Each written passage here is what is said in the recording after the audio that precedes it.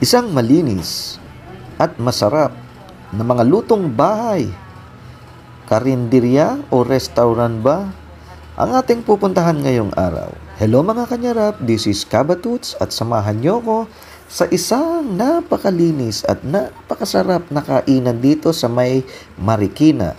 Ito ang Daddy's Food and Restaurant sa may Dao Street, Marikina Heights, Marikina City.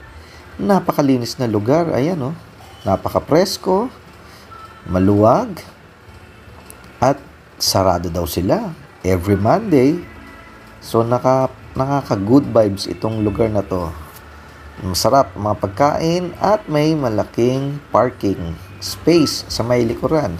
Ito ang kanilang mga menu, may mga sizzling food, may crispy pata, all-day breakfast, short orders, at syempre, ang kanilang mga best sellers na mga lutong ulam.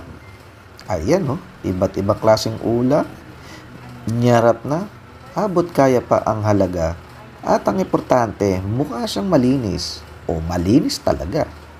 So ito, may mga dinakdakan at tumatanggap din sila ng GCash payment. Ito ang Daddy's Food and Resto na may all-day breakfast. So habang naghihintay kami, binigyan kami ng soup. Masarap, mainit na sabaw ng sinigang. Take note, sabaw siya ng sinigang ha. At nakakita ako ng inihaw na bangus sa may likuran nila. At ito na nga ang aming in-order, ang beef caldereta, pork sinigang, at syempre ang kare-kare.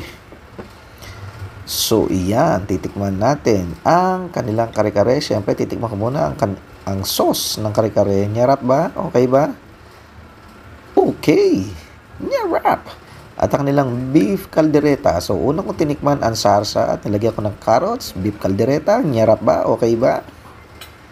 Napadilat. Okay. At ayun, sa sobrang sarap ng mga pagkain dito, nagpa-take out pa ako. Ito, ang kanilang laing. Grabe. Nung kinain ko sa bahay, ang nyarap na nyarap.